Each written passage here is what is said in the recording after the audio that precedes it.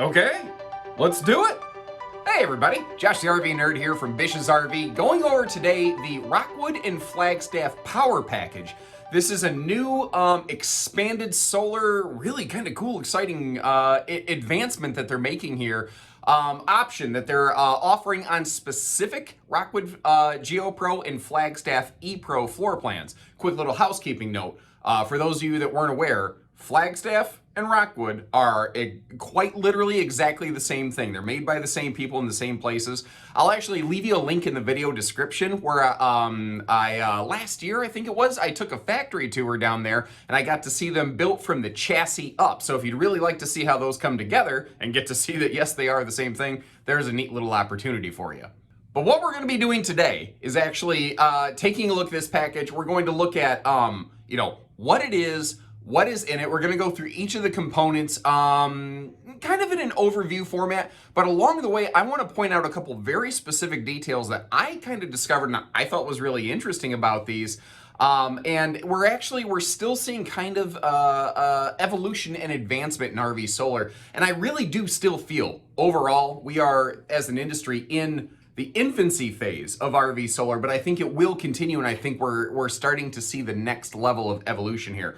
We're going to look at what it does. We're going to look at what it does not do, because that is that kind of good information. I want you to have those good expectations set. By the way, don't read that sign. We're going to look at the models you can get it, what it is roughly running right now, and who knows where this video will take us from there. So let's get going. All right, so what is in this thing? First of all, one of the things that isn't extremely well documented on this that I just kind of stumbled onto in some of the promotional materials is that the air conditioner changes in this package. There's a lot of talk in this package. There's batteries and inverters and blah, blah, blah. That stuff's good. We're gonna need all that stuff. But the air unit itself changes. It actually goes from a 13,500 BTU roof mount unit down to an 11K unit, but it's an 11K soft start. Now, when I saw the cooling capacity on that go down, I'm like, some people ain't gonna be real happy about this. But one of the things that isn't often discussed in this business is why these giant 13,500 BTU airs are used on such small units. And the short answer is because they are so mass produced, it's cheaper to put an oversized air versus an undersized air on these things. There are arguments to be made that too big of an air unit will cause it to cycle more often and basically wear the air unit out. That 11K unit in the size of a GeoPro ePro should still be more than sufficient. It should be able to keep up just fine. And the reduced size is kind of a conscious measure to extend the lifespan of this thing, and how long it will be able to run is something that we're going to talk about a little bit more as we go here. And again, being a soft start, the idea there being when you have not park power available, you're going to be able to jump start the thing off the batteries and keep it running effectively. And then this thing started getting really excited me right away. Look at this. It is a 400 amp hour master volt battery. This is where I was saying we're starting to see another layer of evolution go on in the RV industry. Instead of having this massive bank of battery, we just have this one mega battery, basically. It is a 5,500 watt, which again translates to about 400 amp hours. That's kind of the number I look for mostly. Amp hours is like how long can I use it? How much can I use it? There's all these different numbers that make my head spin still. That unless you're an electrical engineer, they don't always make sense. The number one thing I want to know is how long can I run this thing? It has 400 amp hours. So to kind of give you a parallel there, let's forget that we're talking about electricity for a minute. Let's talk about a vehicle that we're used to. Let's call this like a 400 gallon fuel tank, if that makes any sense. You know, it's a giant electric lightning fuel tank, this thing. Now it's bigger than one battery, but when you look at how many amp hours you're getting per square foot, per cubic foot that you're occupying, that's where lithium's so cool. It is absolutely insane, like how much power you can get out of how much space. One of the neat features on this battery that I discovered is that it has a safety disconnect switch, and it can actually do a couple different things. basically any time the battery encounters a situation in which it would be detrimental to the battery's lifespan to continue operating, it kills itself. So one of the things that a lot of us know is that as you discharge and deplete a battery's reserves, you will actually, you can stress and damage the battery. When you hit the point where that battery is going to start damaging itself, it kills itself, it shuts itself off. All you have to do to get it, there's no like special things you have to do, just once you get plugged back in, whether you're bringing power in from the pigtail, like if you plug it into your vehicle, if you plug into shore power, if you have a household plug, you're mooch docking, once you start sending juice back in, that battery as it's charged will basically reactivate, which is really cool. So, you know, you might hit a point where you run out of, it just stops working, but that's because it's making sure that you don't damage it. And there's also monitor panels that we'll talk about in a minute where you can kind of have a little bit more visibility of that. The other thing that I was really excited about when I read this is versus the lead acid batteries that we're all so familiar with, these Mastervolt batteries, they have an insane ability to suck juice up like a sponge. You can recharge these things incredibly quickly. And we'll talk more about how that'll work as we dive into more of the components. Something else that's really cool on this, this is the same component you may have seen us talk about in our Ember Max Solar video.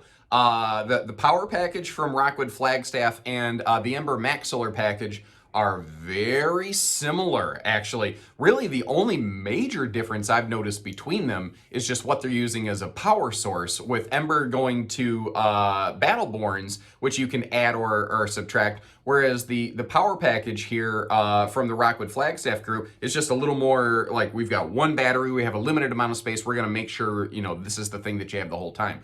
But the next component to talk about here is this 3,000 watt Mastervolt, like, hybrid smart inverter system. It's also a monster 160 amp charging system. It's a combo inverter and charger, which is really cool because we're in a small camper. We only have so much space available. So every square foot becomes very, very valuable. When you're in a giant fifth wheel, you can get away with just, you know, burning space because you have more of it to go. Little campers, you know, form has to meet function a little bit more.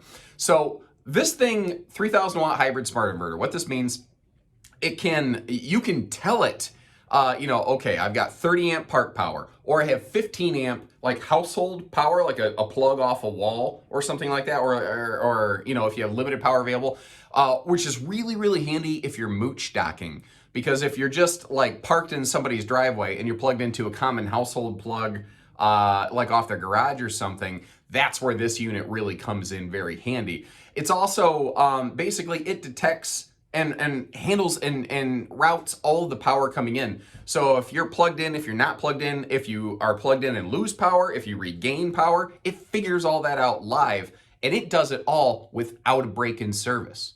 So there are some similar things out there that like, oh shoot, we lost power overnight. It's all right, go turn the inverter on. Like, you have to go tell it to do that.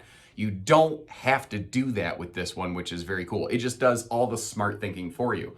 Now, one of the other things I talked about, the fast rechargeability on that Mastervolt battery. This combination inverter charger system that they have has a 160 amp charging capacity. So if you are plugged into shore power, it can recharge that monster size battery in like 2.5, 3 hours. Bruh. That's insane. That is absolutely insane. So, you know, if you've been traveling and you're living off your batteries, but like you're just making like a little 1 hour lunchtime stopover, you can say, let's give you an hour for lunch. You can replenish, say, 1/3 of your battery capacity if you have a place to plug into 30 amp power. Now, keep in mind, how quickly you're recharging is based on how much juice you have coming in. So with 30 amp maximum, you can recharge extremely fast. If you cut that down to 15 amp, again, a household plug, then naturally you're going to see about half of that.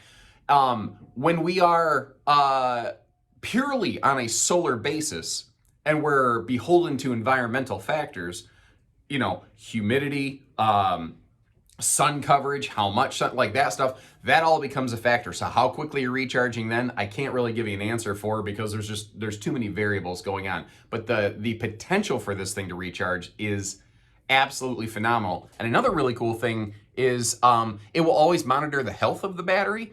So basically the best thing you can do with this when you're just storing the RV is leave it plugged in to keep the battery topped off.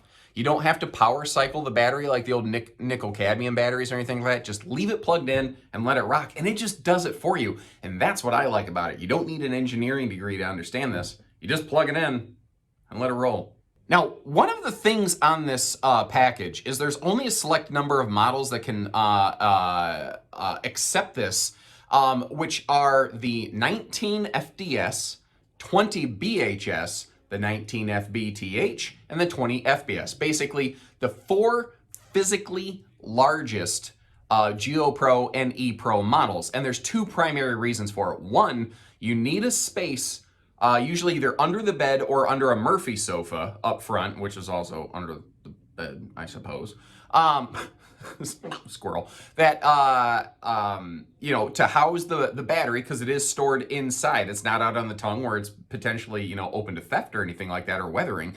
And also that big converter unit. The other thing is this has 570 watts of roof solar. It has 3 big 190 watt roof panels up on that roof that, you know, occupy a lot of space. Now, keep in mind, you've also got an air conditioner up there. You have things like your antenna. You have things like your max air vent fan up top. There's only 4 models in these lineups that have the physical space to flood the roof with all these solar panels. So unfortunately, it's not something that's going to be available across the board. Also included with this, giving you easy, like, visual intel on what's happening with your battery and your inverter charger system are a pair of remotes. They're unrelated to one another, like they're the same remote, but they're each programmed to a different device. One is programmed specifically to the battery. It can give you different readouts and diagnostics. The 2 that really kind of jump out at me though are, one, it just tells you like what's the percentage of battery that I have left. Like what is the voltage on the battery? What's the percentage of the battery I have left? And again, I liken that to like a fuel gauge in a vehicle. The other thing is, given your current usage, how much time do you have left before that battery shuts itself off? And that, to me, I think is actually the most beneficial part of that. The monitor panel that goes to the inverter, though, does a couple things. One, it'll tell you if it's inverting or not, and you can turn it right off and on from there.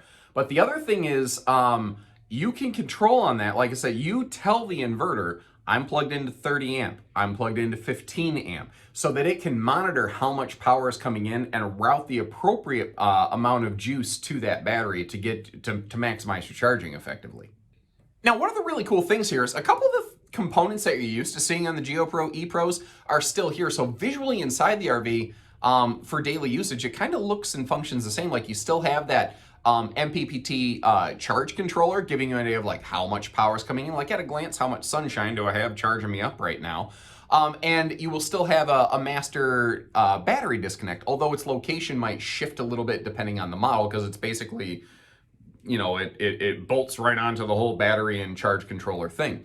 What's cool about this though is when you flip that disconnect, you are shutting off the inverter also. You're making sure that you're just killing the parasitic load off this thing, but you're not killing your solar package's ability to charge those batteries. So you can turn power off to the house and still keep your batteries charging, which is probably one of the best and smartest and healthiest things they could have done for the system and for the batteries when it's in storage. Okay, so all that being said, what does this actually do? It lets you use all of the RV effectively when you don't have like park power resources available, when you are untethered and when you are, you know, boondock solar dry camping, as it were.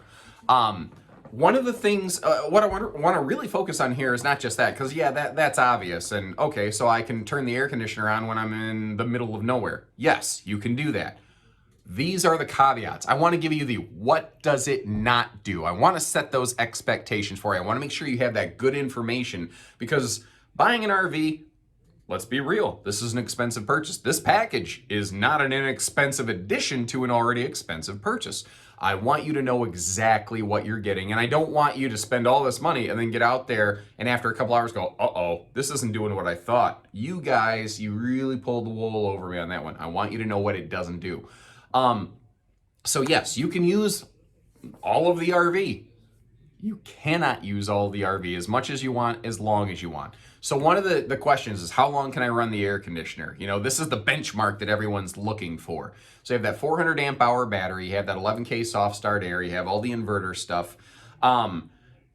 Assuming you're using the air conditioner 50% of the time, and during that time, you have full maximum ideal sunny conditions, no overcast, just noonday sun pouring into this thing.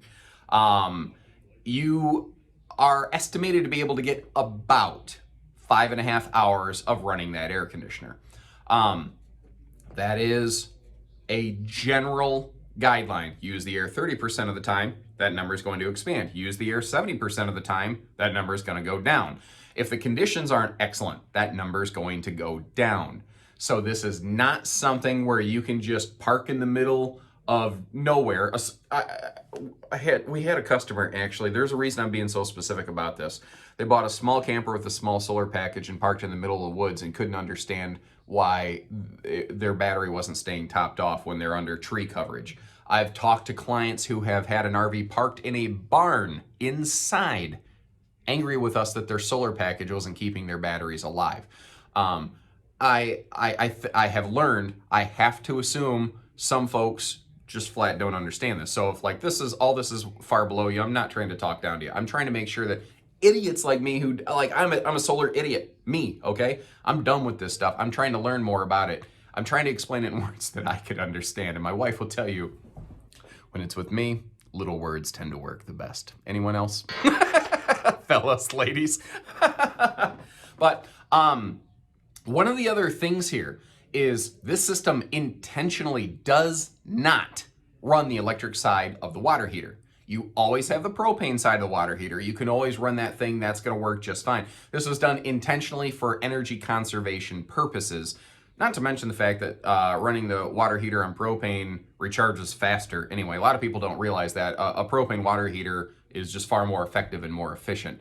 Where I think this system is really handy is actually in those mooch dock situations. I think that this is a decent extended dry camp, and if you're not going to be running the air conditioner a lot, it should be able to like really run that RV very nicely, unless you're just constantly running blow dryers and coffee makers and some high draw appliances inside that thing. If you're just running stereo lights and fans and awning and that kind of stuff, this is going to handle it just fine. You know, if it's like, it's getting a little hot, you know, spring, fall camping, when you have like a warm afternoon, then it cools off a little bit where you just need to get through the worst of the day. I think that's a great place for this package. When you're mooch docking, if I'm going to go travel and meet some family, I want to plug into their house, I don't have full power available, that's where this is really handy. In a mooch dock situation, you're pretty much going to be able to use that RV about how you want to, short of some really, really extreme hot camp conditions. And of course, the big one, what does it cost? If you watch our videos all the time, you know I don't normally get into costs specifically in videos because that changes. I will tell you that right now at the launch of this package, it has an MSRP of $8,625. Understand, when you work with any of our Bishop stores, we don't tend to sell at MSRP, so you'll get a discounted price off of that. That is a snapshot of right now. If you've been watching what's happening in this industry over the last year, year and a half, you've seen how pricing has increased at a pretty steady rate. So that is true right now. If you're watching this, like this is, launching, this video is being published in the very early, like January of 2022. If you're watching this later on, that number is likely no longer valid. Give our team a call. We can get you the information, the build sheet, whatever you need so that you can see everything now. We can get you a quote on a GeoPro or ePro with and without, whatever information you need. This would be another way of looking at this is it would probably depending on where rates and financing terms go, and this is all, you know, pending approved credit, it'd be maybe an additional, what, $70, $80 on a payment, something like this, depending on what you put down in credit and all these other factors. So, I mean, all that information is here to give you a base guideline. Please, please, please, always individually investigate this with a member of our team to get you the best information. And one final thought here. One of the other things that, like, I don't think anyone's gonna, you'll never see written, like, in a guide, like, here's the information on the power package. I want to make sure that you always have that good information. You get those good things. And the folks who were watching us when we were Haylett RV, and now you see this channel as Vicious RV, I hope you appreciate how the good information, you know, that clarity and that transparency is still out there. But one of the thoughts that I had is this package, it reduces potential storage space in certain areas, and it reduces cargo capacity in a sense, because we are adding some hardware here. Now, I don't know the exact weight or like cubic foot of space that this package occupies. What I'm trying to do is just kind of tip you off and give you that baseline info so that you can decide and like investigate and be like, okay, these are the caveats and the things that I need to be aware of, and the extra research I need to do, or the planning I need to do before I go diving into this thing. There you have it, guys. I hope you found this useful. If you did, leave me a couple comments letting you know, just tell, hey, this was great. Any questions you might have? Did I miss something? Did I flub something up? Sometimes I start talking amps and watts and all this other stuff, and my words get a little flubbed up. It's one of the dangers of me not running in a scripted fashion. If this was useful to you, make sure you hit that like button. Feel free to share this in any of your kind of social media groups or anything like that. And let us know what else you'd like to hear about down the line, and I'll do my best to fill in for you. So as always, take care, stay safe, have fun, and happy camping, everyone.